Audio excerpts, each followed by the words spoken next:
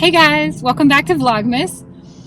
Today's video is not going to be as fun or as lighthearted as some of the other videos that we've done for Vlogmas, but I think we've told you before that Michael and I are big fans of true crime. Yes. It's pretty much what we're doing every single evening. We're either reading a book about a case or watching a documentary. We do a lot of Netflix and YouTube. Yes.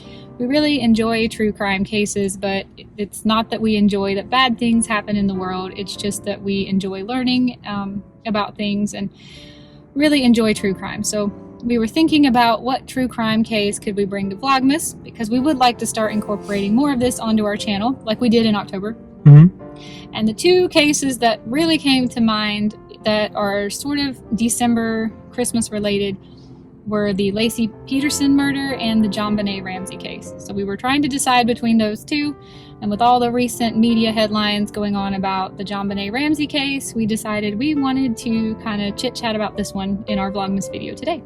Yeah.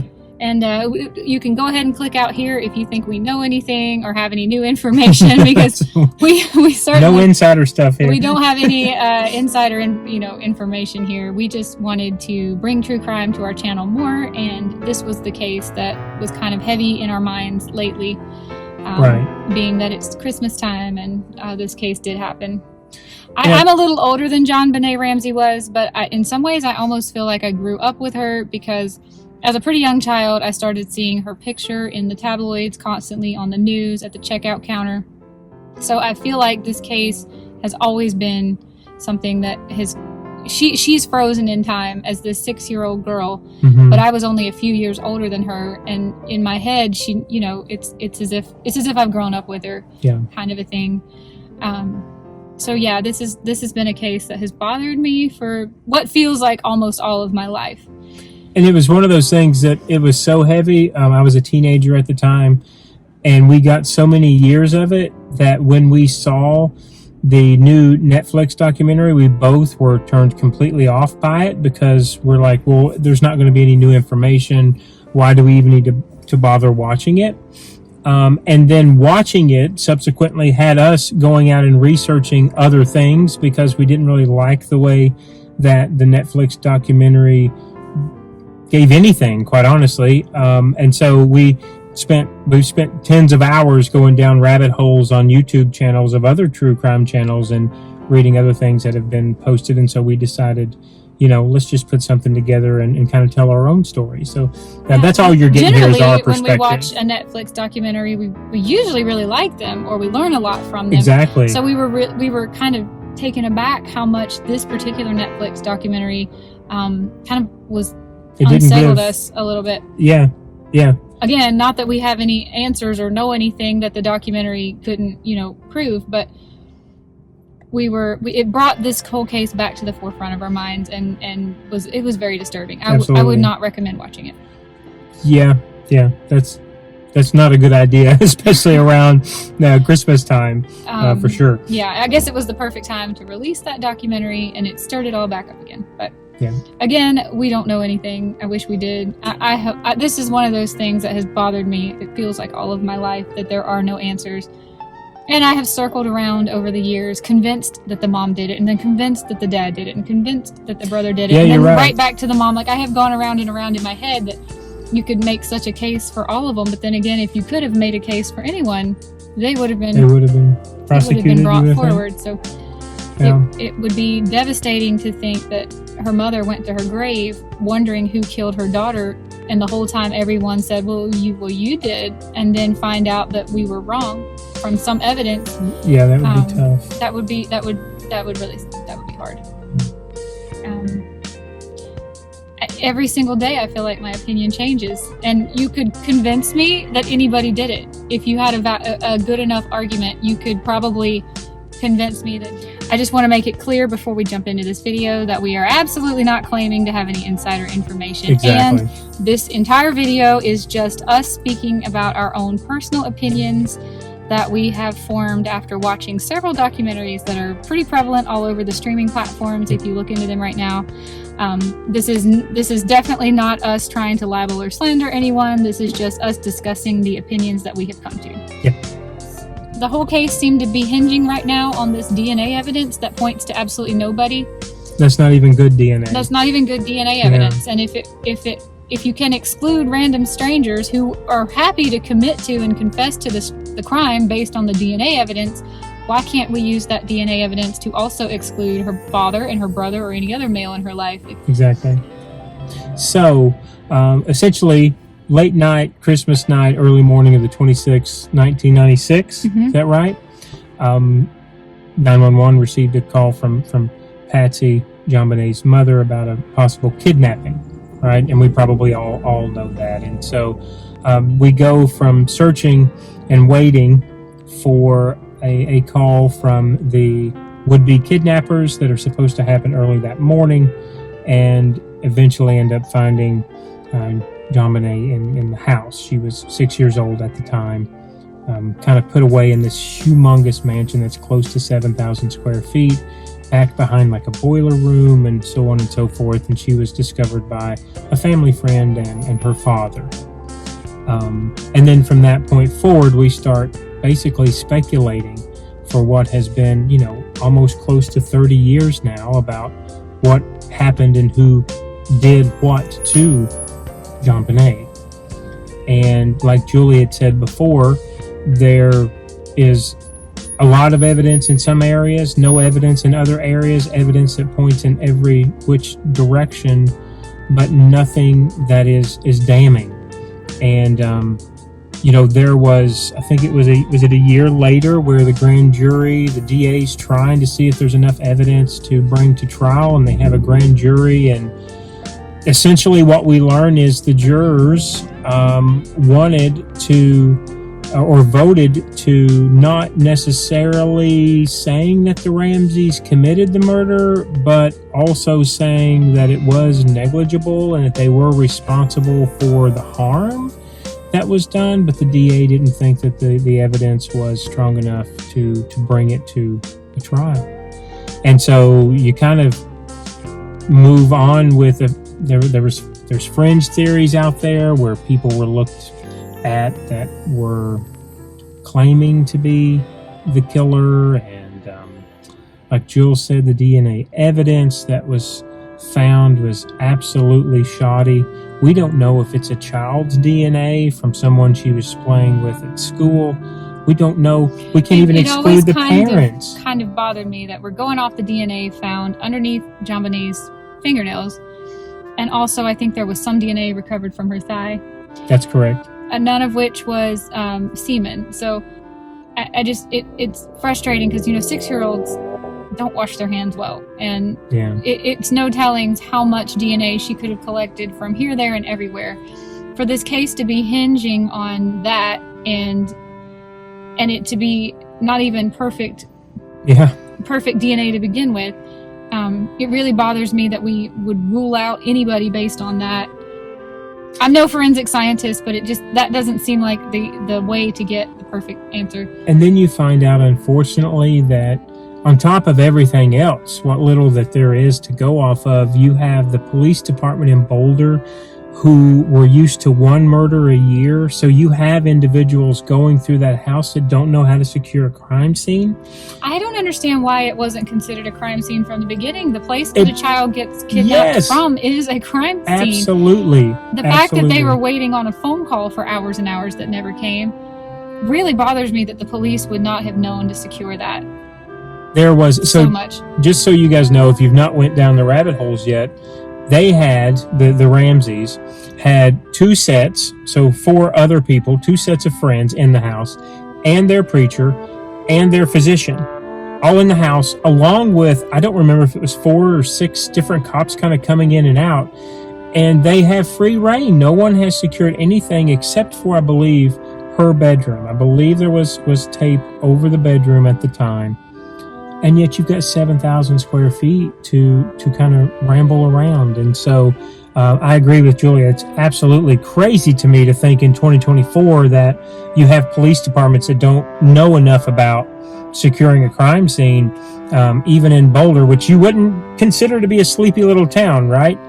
And then you go along with the Jules said, the forensic pathologist, the forensic report, learning about the autopsy, and you find that that wasn't done as strictly as what should have been done from a pathologist to establish a time of death. They didn't take an internal temperature, which again just absolutely blows my mind. That's something you learn very, very early in school. Why in the world they did not establish her time of death the day, as immediate as possible after the discovery of her body?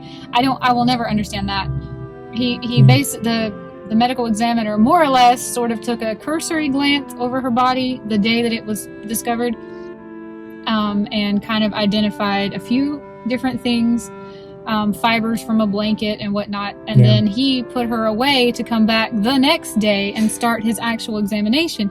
The next day is when he discovered the 8-inch crack in her skull that he knew nothing about on the first day, which could have been the cause of death. There were 2 things that happened to her that could have caused her death.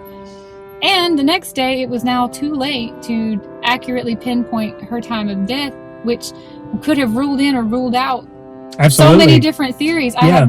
I feel like that was the second major drop of a ball in this case. Agreed. That they didn't prioritize establishing the time of death. Yeah, agreed. You look at that and then they start reviewing evidence, and you just kind of sit back, depending upon what you read and how much of it you read and watch and from what perspective, because you learn a little bit more with each one that you look at. But yeah, you're sitting here wondering, how is it that these individuals are trained in forensics and you miss something like that, especially when this is special circumstances. This is a 6-year-old girl over the Christmas night onto the 26th, from a very well-to-do family, from a very nice neighborhood. Local celebrity because of the beauty pageants and what she had won up to that point, that you would deal with it, you would think, almost like a celebrity or a politician, and take the time. And so when you're trying to establish, like Jules said, a time of death for who could have been in the house or what she could have been doing at the time, and then all they can tell you is sometime between 10 p.m. and 4 a.m. the next morning, it's like that rules everyone in and rules no one out. So that, it was a very, very long series of unfortunate events that we still have yet to have any conclusion for. And so again, that's kind of why Julie and I have started researching and looking at the case. And I'm going to move on to the ransom note now. Okay. I think I have always my whole life believed that Patsy wrote the note, whether or not she had any knowledge of what happened or not. But I have always believed that Patsy wrote the note and it was dictated by her husband. Okay. That's based off of just what I had heard in the media for the last nearly 30 years. Okay.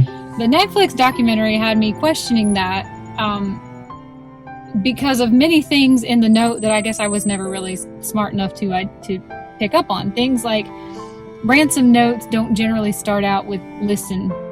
Yes, carefully. That's true. Right. You're not listening when you're reading a ransom note.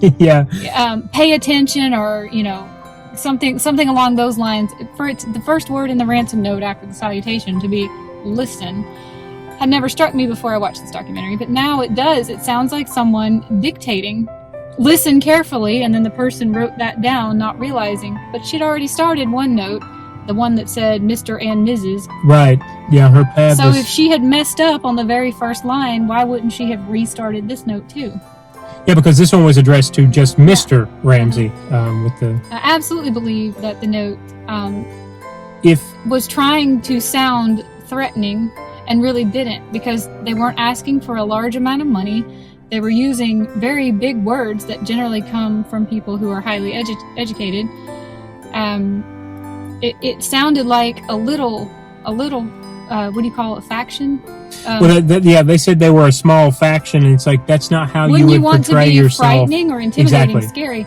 Yeah. This all sounds like somebody who's never really been intimidating in their life, and they want to try to sound like it. And it was very weird how it started out with Mr. Ramsey, and then constantly referred to him as John. It seemed like every single sentence he got referred to by his first name after being salutated as Mr. Ramsey. And just so you guys understand, if you haven't seen it, we're talking about a 3-page ransom note. Who has time for that? The FBI said is the magnum opus of all notes the War with and ransom. Peace of ransom. Who has time to write a letter that long? Yeah. Especially in the house, right? Potentially maybe trying to disguise your handwriting, or Oh, that's another avenue that you guys should go down and look at. You can find where John and Patsy were subpoenaed and under oath by a handwriting expert to ask both of them under oath whether or not they believed that this could be Patsy's handwriting. And the video will show you side-by-side letters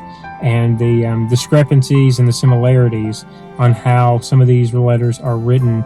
And they both have complete deniability about not recognizing any handwriting. And they start with pictures that have come from their family photo albums where it does say that Patsy has written. Those are the letters they take and compare it to the ransom note. And Patsy's like, no, I can't. I don't recognize that handwriting. She's like, well, did you take this picture? Yes. Did you write that? No, I can't say that I did. So that, of course, starts to kind of get things going in your mind about, well, how much, how culpable are you in something like that? But yes, that never sat well with me, the ransom note. Again, using materials inside the house, taking the time to write 3 pages inside the house. And leaving it on a staircase that how could you possibly know that this house had multiple staircases? Right. And the particular one that she found it on did not even go from all the floors. So It just seems like you're taking a wild gamble that your note might not get found. Agreed. Absolutely agreed. $118,000, which is such a specific figure when I would expect you to say like $500,000 or round numbers. Numbers. Usually that's what a ransom note would ask for. And, they did say it was John's bonus. There were a few $100s off of that, but it was $118,000 and some odd dollars, which apparently was in plain view in his office. But that also means that the intruder, the theory that, came out from the Ramseys, was in this house for hours at a time while they were out on Christmas Day and just happened to stumble across this piece and decide that's what they were going to ask for. It just doesn't add up as far as common sense is concerned. I don't have to be a forensics person to kind of come to that conclusion. I don't have to be a forensics expert to say that this really defies the average layman's logic, if you will. I'm 100% convinced that ransom note was fake, which why else would there be a fake ransom note? Agreed. There's no other explanation for it. And the call never occurred. They were supposed to be called, was it 10 o'clock the next morning? And then suddenly they decided, oh, well, if the murder happened after midnight, tomorrow would technically be the 27th? Yeah. Which, a kidnapper who wants wants a large amount of money and probably wants to get this child that it's kidnapped, dealt with, would have been much more specific about when they were going to call. There would have not, I don't think there would have been confusion. I think it would have said 10:26 or 10:27 or 12:26 or 12:27, not tomorrow. But not only that, are we seriously trying to check the mail on the morning after Christmas, John Ramsey, which is what he was doing, thinking that a ransom letter was going to come through the mail that day? So while he's waiting for the call, the lead detective is going, I'm watching, the way that these parents are acting, and John's going through the mail wondering if there's another ransom note while I'm waiting on the ransom call. I don't think I've ever thought of that, actually. They did mention that in the documentary, but it kind of went over my head. But you're right. Why would you expect another letter? You've gotten a 3-page. And you're waiting on a phone call. Why would you think there would be anything in the mail? So that's a good point. It's like, just don't know. I just don't know. And another thing is going down the last several days of looking at this material, I, like Julie, have come to different conclusions at different times, depending on what I'm watching or listening to. And but that was a strange one for me. And then you kind of, you can get out there and start to look at other people who will take separate interviews of John and kind of go through his demeanor and his words, and people talking about what kind of person that he was. And, he was trying to actually leave the scene. Even though they were supposed to travel by private plane to Michigan on the 26th, after John Bonet's body was found, all of a sudden he says he has to get back to Atlanta. And the detectives are like, no, we think you need to stick around here. And he's trying to leave. He already had plans to leave that afternoon to go to Michigan, or that morning. Right. So the fact that you suddenly have reasons to be in Atlanta makes no sense. A meeting he couldn't miss, he said. A meeting he couldn't miss. from the death of your daughter. I have always been a little irritated about the fact that they ushered the brother out of the house so soon. I would assume that parents who have had one of their 2 children kidnapped and now their house is surrounded and swarmed by police officers would want to keep their other child directly in their line of sight. Absolutely. Where they're protected by all these cops. Why in the world would you send him out? Absolutely. Send him out anywhere that you couldn't guarantee his safety. That doesn't sit well with me. That makes me afraid that they were afraid he either knew something or would say something or discover something that they didn't want brought to attention. Not to put the blame on the brother. No, but that's a great, yes, let's shift there. What let's if the brother heard something members. or knew something or... So Burke, right, was 9 years old. Am I correct in saying that? He was 9 years old. And let me just say, another thing the media had always led me to believe, and I just kind of swallowed and accepted it, was that there was a pretty good chance that the brother did it and the parents covered it up. And this Netflix documentary actually kind of made me think that's not the case. Maybe the brother was afraid of the parents or the brother knew something. Yeah, let's dive right into that. So, again, I've looked at, there's tapes out there that you can find when he is being reviewed by forensic psychiatrists right after John Bonet's death, and then subsequently, I think a couple of years later, somewhere it ranges from the ages of 9 to 12. You can find videos out there that have been released that are public domain, and basically tries to take him through everything that occurred. And so I'll quickly go through this. We know now that Burke was somewhere on the autism spectrum. We also know by reviewing parents and friends interviews and looking at John Bonet's bedroom that he had anger issues. He would get upset because she was the favorite. You can see video of that. If you find video of Patsy and the 2 kids, he's always standing off to the side. There are psychiatrists that will agree with, I guess, some mental states at that period of time. And when he got mad, would act out. And he had hit her before. He had actually hit her with a golf club before. There was a golf club found at the house with John Bonet's hair on it. And so the night, one of the evidence photos that you can find, the night of the murder, his favorite food was pineapple and milk. He made it like a cereal bowl with a glass of tea. And that is evidence, that's one of the evidence photos that's out there, that was put in front of him and asked him to identify. And they found pineapple in John Bonet's stomach. And so there is a theory out there that, well, he had acted out before when John Bonet was eating his food. And so could he have acted out to the point of hurting her, maybe hitting her with something, which kind of goes into that theory Julie was mentioning earlier about, were the parents, did the parents find this and say, oh my goodness, we can't have both of our kids gone, one in prison and one, or one sent away, and one passed away. And so there's a theory out there that could he have done, something different. Also, there is a Dr. Phil interview several years later. It's just a few years old, where he interviews Burke the adult, and it's a horror show. It is completely false-face with the way that he acts. He has this fixed rictus smile that never changes regardless of what's asked of him. But you never really know, is that part of what he's dealing with on the autism spectrum, or is this him trying to cover up? And so, whether he did it or whether he didn't do it, he had to have been traumatized by this event. Exactly. And his reactions to the event have never been what you would consider to be normal, which is only compounded by his mental health issues. Yeah. So it's really hard to read. You could read it like he's so guilty because of the way he acts, or you could read it like he is so traumatized.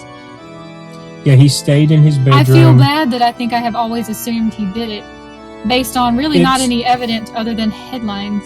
It's one of those things. This, at 9, I know, this family just did not act normal in any way, shape, or form dealing with John Bonet. And I think that's what lends itself to saying, okay, well, let's look at this person in the family. Now let's look at this person. And we have a for and against as far as whether or not that person is guilty, because anyone who is an official in law enforcement, I think we can probably confidently say this at least, completely disregards the whole intruder theory from what we have been watching. So then you start saying, well, we look inside, right? It's a stupid percentage. I think it's something like 96% of all child murders are committed by someone in the direct family line. And so having an outlier... Don't quote us on that, but it was mentioned in one of the documentaries. Yeah, exactly. I'm pretty confident it was over 90%. Yeah, and so, anyway, agreed with Burke. I'm not sure. I know he stayed in his room. He did not leave until they more or less forced him to come downstairs. He had zero emotion and was kind of shuffled off with one of those two sets of friends and taken back to their house, where they called neighbor friends, and they all kind of came over and kept him company.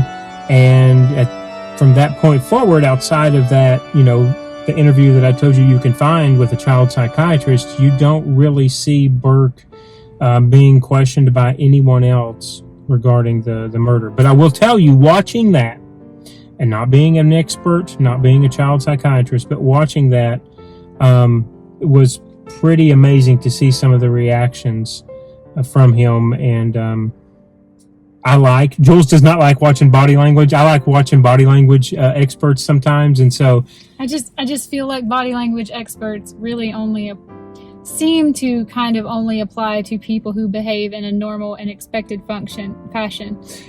But Burke, with his mental health issues, you could say, oh, he's acting unusual, so he's guilty. Or you could also say he's acting unusual because he doesn't deal with emotions like a normal person, and this has traumatized him. So that's true. I feel really bad that I've always blamed him in my mind just because the media made it sound that way. But on the flip side, I can see a pretty good argument why so many people believe that he did it and then the parents covered it up.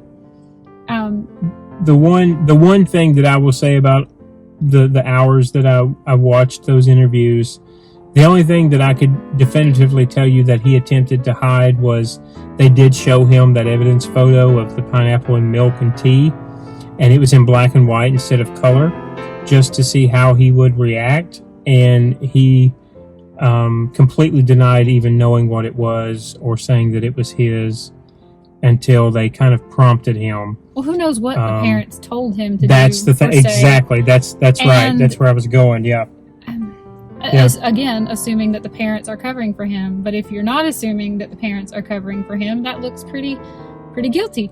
If he were to behave like a normal person, but I don't know with his limitations how normal you can what's expect. Normal, right? You cannot identify that anymore. So I agree with you there. I agree.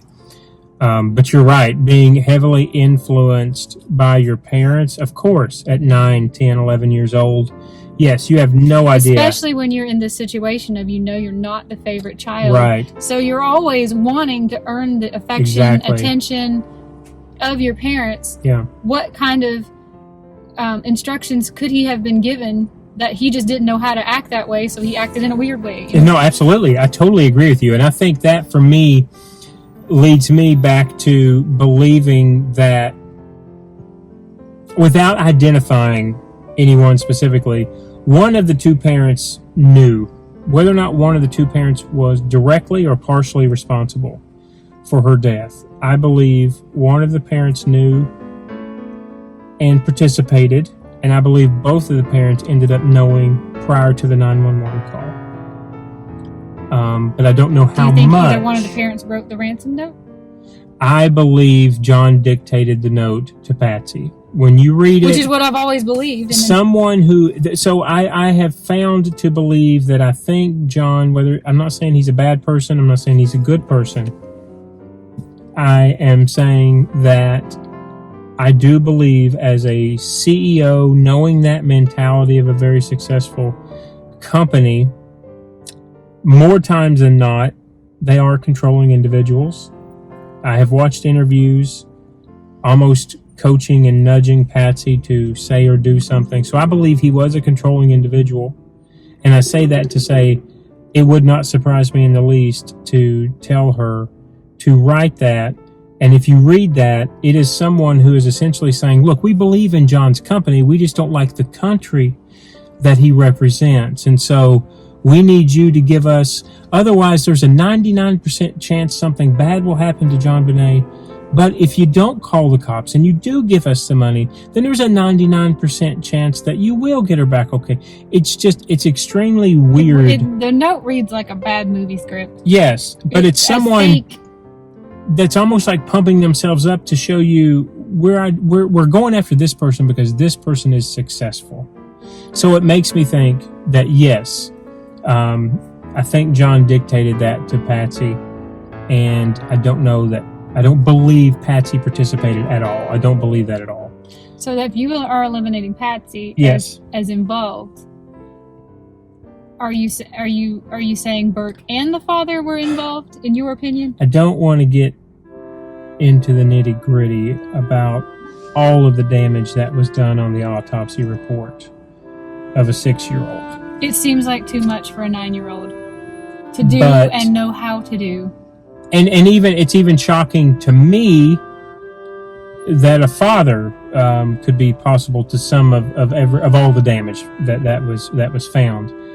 I just tend to, because I'm not going to go over the whole window and the suitcase and stuff, because I think that's a red herring. I don't believe that was ever supposed to be part of anything but a setup from John, quite honestly.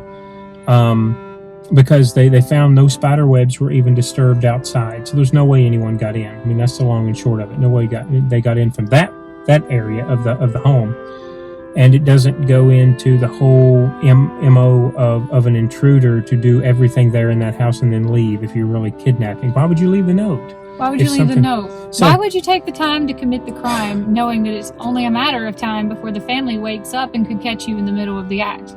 Learning a little bit. Why wouldn't you get her as far out of the house as you could if you intended to harm her? To be blatant and black and white about it, I think I'm now of the conclusion that John did do it. I don't know if he did 100% of it. Taking what child psychiatry that I have taken, it was found that John Bonet, unfortunately, was still a bedwetter at that time. At that age, you start to look at that for different reasons of trauma that could be out there of the child. Why is this happening? And then again, you can find other channels that will tell you more about everything that occurred. But I tend to believe that she was dealing with something that was abnormal in the home. Yeah.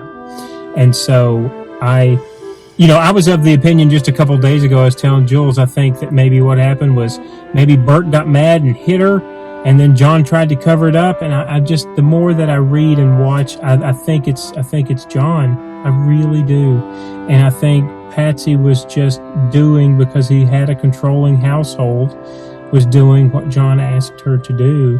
But she suffered for many years. And people who are dying like that generally have a deathbed confession. You're right. And she never confessed. As far as I know, she never confessed to even knowing who did it. The last that I had heard from any of these documentaries, she was literally still begging the investigators to please find who did this to my child before I die. And that doesn't... Okay. Why would she continue to defend him when he is the one making the decisions to do things like withdraw her cancer treatment? That's true. Why are you still protecting him if you do know that it was him? That's true. There is a theory out there, and I have watched a video on it, that John spent the time purposefully taking her notebook and copying her writing to write that. Which would explain the Mr. and Mrs. Yeah, it could have taken weeks and weeks for him to do that, right? So this was premeditated. Premeditated. And by the way, guys, again, watch other videos. We won't go into it. But there was a piece of the murder weapon that was taken from Patsy's paintbrush. There was a little art studio down there in what they called the train room. And so I'm just sitting back and thinking, well, hang on. If you're going to try to implicate possibly your wife by using material she had available in the house, by using her notepad and her felt tip pen and writing a 3-page ransom letter, okay, maybe Patsy didn't know anything about it. Wouldn't she have noticed the similarity to her own handwriting if he had tried? You should see the video. See, Jules hasn't seen that video with them under oath. She she acted like deer in the headlights. But you have to remember, these folks lawyered up day one, and I mean day one, hours after, and hired a publicist. And from that point, this is what bothers me about the Madeleine McCann case. It's like, I get so frustrated when the emphasis is on we didn't do it. When the emphasis should be on what happened, how, who. Exactly. There are, we've seen FBI videos where it's like, no, this is not parents. Yes, lawyer up if you need your own defense, if it was your wife or girlfriend or what have you. But in child abduction cases, it turned into child murder cases. The parents overwhelmingly say, tell me what I can do, because at that point, parents don't care what happens to them. Yeah. But you're not going to lawyer up. Investigate me all you want. Exactly. You got to get through this and get on to finding who did it. Who did it, exactly.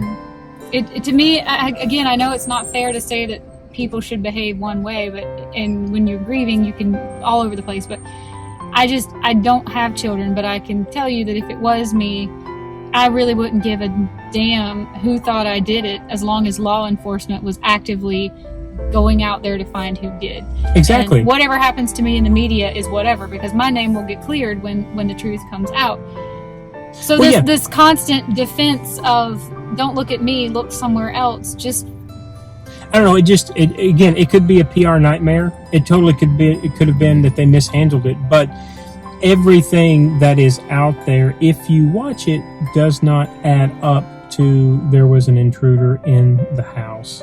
There was a little bit of a theory about the housekeeper having a key, and then you find out, well, they never really locked their doors, but then in other interviews, they tell you they lock the doors all the time. And at one point, John Ramsey said that he broke that window months and months ago, so your house has been unsecured for months and months, and it still doesn't look like anybody got into your house. It's bizarre. And again, going back to the ransom letter, when Jules was saying, like the words hints and attaché, and you start ruling people out, because kidnappers, again, you're only fitting profiles. That's all the FBI and experts can do. They don't fit those profiles. You don't use, $3 educated words from individuals who have college degrees. That's not how ransom letters are written. And so it just doesn't add up for me. And that's what bugs me about it is you watch more to try to get just a little more piece of information about where it could go. And then you sit back and you say, well, that's great, but is anybody... If there really was anything new, it would be everywhere. But we just can't... Right now, we just can't stop clicking on anything we can watch. I know. But I will say that the Netflix documentary turned me off so hard, because it just felt like a 3-part... it was a 3-part John Ramsey sympathy. And I didn't come away feeling sympathetic for him. And there was one part where he upset me. He actually kind of really upset me. Oh, really? He was addressing the camera, and he was more, I don't know what he said exactly, but I remember how it made me feel. He more or less was telling the audience of whoever was watching this documentary that, did you always think that I did it? Because I forgive you for for always thinking that. Because how could you think differently when the media was feeding you these lies? Yeah. And of course you thought that, and I don't blame you. I forgive you, kind of a thing. And I thought, well, you have had 3 hours and who knows what kind of a budget to convince me that anyone else did it. And you basically pulled up a Rolodex of bad people from all around the globe and brought them out and tried to convince me that they could have possibly done it. Some of which were actively confessing to this crime.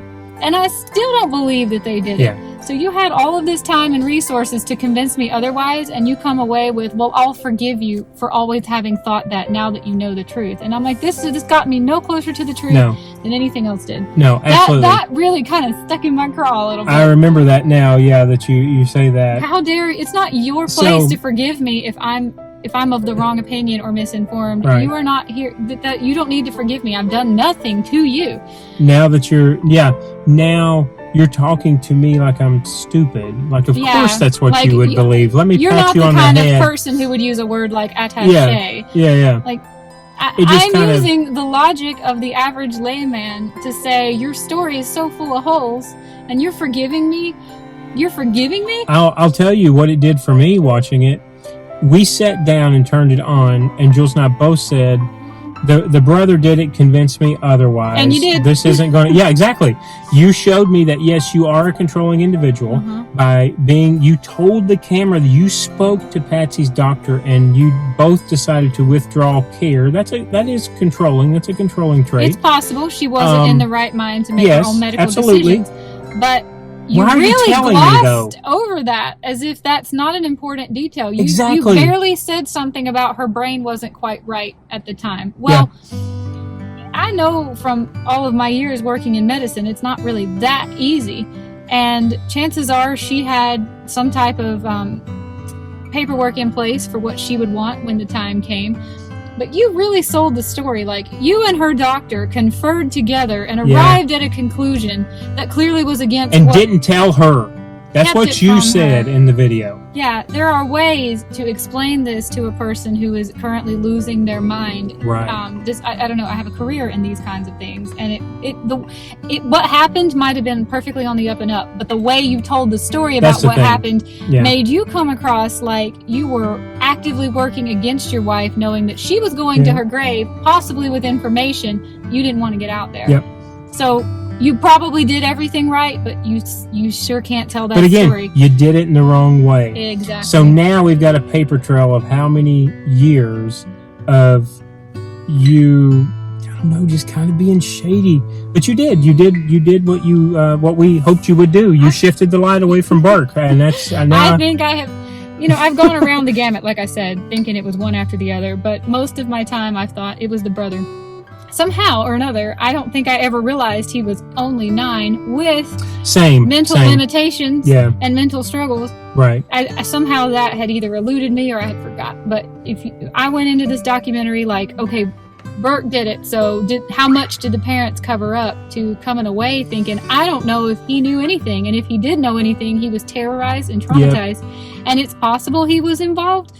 I kind of think if he was under the thumb of the dad. I do too. Yeah. This, in my opinion, what I believe that Netflix documentary set out to do backfired because it convinced at least 2 people here. Yeah. And we've watched other videos since the Netflix documentary was posted on YouTube, and a lot of people are saying the same thing.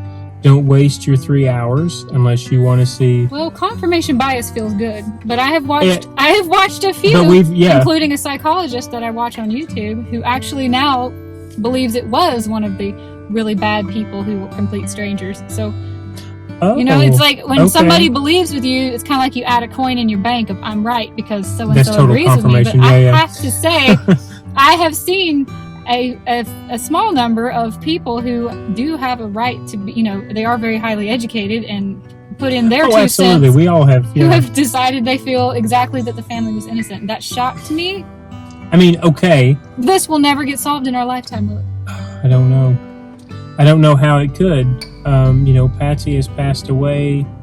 I really don't know what type of a cold case is going on in Boulder. As she was losing her mind, was she starting to say things? See, I thought the same thing. I was like, oh, is that why we're saying she's losing her mind? Is because there's parts of her brain that are firing now, and this is what she's saying, and it's like, oh, Patsy's out of her mind now. Why is she saying this?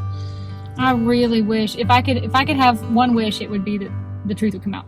But if that's off the table, my one wish would be just please tell me how much Patsy was involved in what she knew. Yeah. Because I really don't want to think that this woman went to her grave under suspicion for years and years and years of her life under suspicion, and she actually was innocent. No, I agree with you. The more that I watch, the less that I believe that she knew anything about the case. We finished the Netflix documentary, and I was kind of under the opinion that John had dictated it to her and she had written it, and I've said that earlier, but I think the more that we do watch and listen to, I don't believe that she knew what had occurred. I just feel like it would have come out on her, and maybe it did, but I feel like it would have come out. I think, reading and watching what we do, true crime in general, it's easy to think that there's a possibility out there that John acted out and it was an accidental death. He gets upset, panics, whatever, and basically kills her twice. I mean, because there was, two manners of death that could have resulted and would have resulted in death. And that's when he hits her in the head. I think that happened secondarily. And so, yeah, I don't know. That's kind of where I am right now. And like you said, with John being the person who's leading the narrative, and I don't know how much anyone is really investigating this further in Boulder, I don't know that we'll ever see this solved in our lifetime. And I want to drive home the fact that this is just what we think right absolutely. now. Yeah, this is just what we think today. Because we have gone round and round on this, and it seems like just about every documentary that you watch can pop up new questions. Yeah, it's not like it's cut and dried. If it were, someone would have been right. It would have been solved by now. Yeah, exactly. And we are totally open-minded to the fact that we could be completely wrong, and that new evidence that comes out tomorrow could shoot all of this in the foot. So it's so frustrating when you're only like, I don't know, let's just say 51% convinced today. Yeah. And then tomorrow you'll be 48% convinced. Right. And then the next day you'll be like 100% convinced. And then the next documentary spins it all around. Like, it's kind of maddening. It is. And at the end of the day, it takes away from the fact that a 6-year-old, beautiful, seemingly well-loved, talented, gifted child suffered. Maybe not just that one night, but definitely on that one night she was terrorized. On Christmas night. Like on Christmas night, when she should have been dreaming about playing with all of her brand new toys and going to visit family that loved her, she was being tortured for really who knows how long, and if this was even the first time. And it's disheartening that the whole mystery of what happened kind of pulls taken away. Yeah, absolutely. Pulls away from that. No, that's true. I really didn't know quite the full extent of everything, but thanks to this Netflix documentary, they for sure didn't hold anything back as far as what happened to her. And there's just nothing. How do you, as an innocent father, go over that autopsy report and show zero emotion? I don't care that it's almost 30 years later. How do you do that? Tearing up. Exactly. I was sick. Exactly. I was angry. That's what just blows me away. I don't know. Even though it's been almost 30 years and he's heard it all before, that how does this not elicit rage from you, that you were asleep in your bed and this was happening to a child in your home, your child in your home? Like, it was bad enough if it was another kid across town, but this is in your house, and you are just blink, move on to the next part of the documentary. Like, just gloss over it and go on. Does the rest of the world care about your daughter more than you? Are you that cold and callous that you've just sort of boxed it away? You had more of an emotional reaction to that than the dad, who never ever seemed like he was sad or missed her or wanted her back, or where would she be today? She's 32. I wonder if she would have a daughter in You've not said anything about walking her down the aisle or getting to be a grandfather. And again, I know I'm not expecting anyone to be quote unquote what we mainstream consider to be normal, but the fact that you're just blasé telling this story about what occurred under a man of the house should say it was my responsibility to keep her safe and break down. I don't care if it's 30 years later, and yet you have a slight grin on your face when you're going over what occurred, and you're telling it. You get through it. How do you get through it? How do you not have a narrator trying to get through it? You, the father, get through it, and you get through it with seemingly no emotion because the camera doesn't pan away from you. You get through all of it, and then you're the one that discovers her body immediately when you start searching the house. Like, they tell you to go upstairs and you go right to where she's buried in that one room that no one utilizes and was locked from the inside. Just give me a break. Really?